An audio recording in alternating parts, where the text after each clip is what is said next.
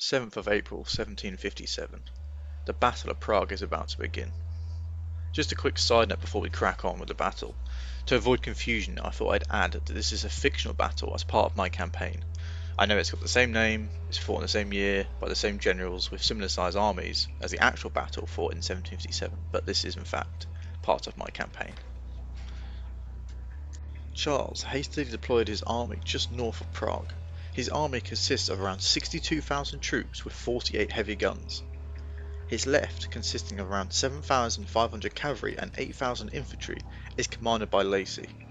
His centre, the bulk of his force, which includes around 30,000 infantry deployed in two lines, also supported by 36 heavy guns to the rear, is commanded by Brown. And finally, Charles's right flank, consisting of 6,000 Saxon infantry and the rest of its cavalry totaling 10,000 men, are under Sebolini's command. Frederick's army consists of around 58,000 troops with 36 heavy guns. His right flank, under Dessau's command, consists of around 5,000 cavalry and 22,000 infantry with two batteries of guns in support. The Prussian centre of around 10,000 cavalry and a battery of heavy guns is under the command of the capable Schwerin. Now you may have noticed something odd about the Prussian deployment, lacking not only a left flank but also around 20,000 men. From Charles's point of view, it seems the rest of the Prussian army is forming up to the rear, as Frederick's army is deployed atop a hill, limiting how much Charles can see. This in hindsight was a very poor decision by the Austrian general not to deploy his force atop this hill, and leaves him guessing. But what he doesn't realise is that the rest of the Prussian army is not behind this hill. 16,000 infantry and 5,000 cavalry under Bevern spent the early morning hours marching around the forest-covered hilly lands to the northeast, which Charles failed to scout. These troops only come into view as they close within a mile of the Austrian position, leaving Sebolini's wing hopelessly outnumbered.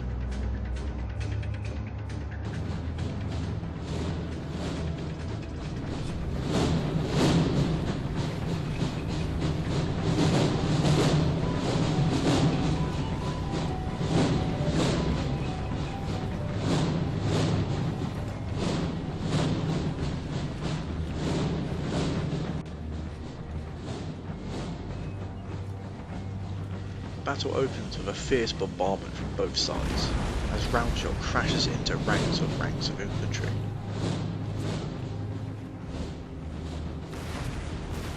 Bevern's wing surges forward towards the Austrian flank, as Schwerin's cavalry engage their counterparts.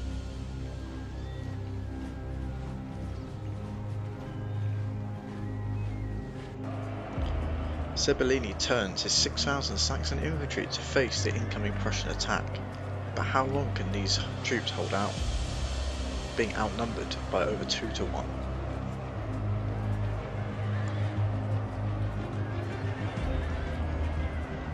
The cavalry fight heats up, as the Prussians slowly gain an advantage, but this only seems to be getting worse for the Austrians, as now 5,000 more Prussian cavalry begin to threaten their flank. Sebolini's wing appears in serious danger.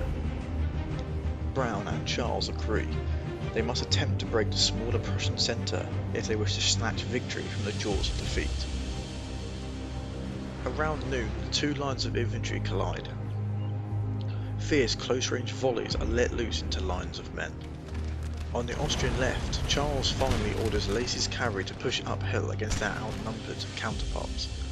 But this order takes a while, and not only gives the opposing Prussian cavalry time to countercharge, but also gives Bevern's flanking march more time to strike. The Austrians in a very precarious position.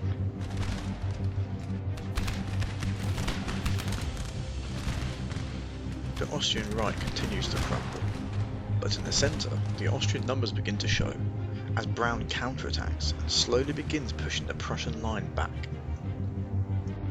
The Austrian right is now in disarray. The Saxons have been battered, but have surprisingly been able to hold their ground.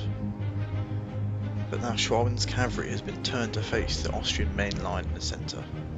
Sebolini's cavalry, now been reformed, has no chance to intervene, as Bevern sends his 5,000 fresh cavalry to pin them in place.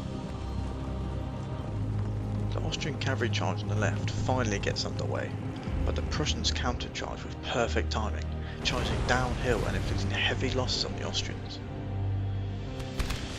The Austrian counterattack in their centre loses steam, and the Prussian line stands firm. Schwalben's cavalry also begins its flanking attack, running down hundreds of Austrian soldiers. The Austrian cavalry on the right initially managed to hold off the Prussian charge, but with the Saxons fleeing from the field, they now come under threat from Bevan's infantry on their flank. In the centre, the Prussians have a slight delay as Schwaben is hit by a musket shot and knocked from his horse. This delay may have saved multiple Austrian lines from destruction, but the attack overall continues, as luckily this is just a flesh wound. As the Austrian morale crumbles, Charles orders the retreat, using some of his fresh infantry and grenzers to protect the army. But in the dying moments of the battle, in a weird bit of historical irony, Brown, one of the most competent Austrian generals, is struck by a cannonball and seriously wounded. The Prussians don't make this retreat easy for Charles's army and harass a lot of the infantry as they pull back. Frederick is yet again victorious. His army has suffered a huge 8,459 casualties, but these losses pale in comparison to the massive Austrian losses of 19,385. Charles's army has been humiliated, and he is forced to fall back, leaving Prague easily within Frederick's reach. Thanks for watching this after action report, guys. I hope you enjoyed. Please let me know if you have any questions or suggestions, just leave them in the comments, and I'll see you on the next one.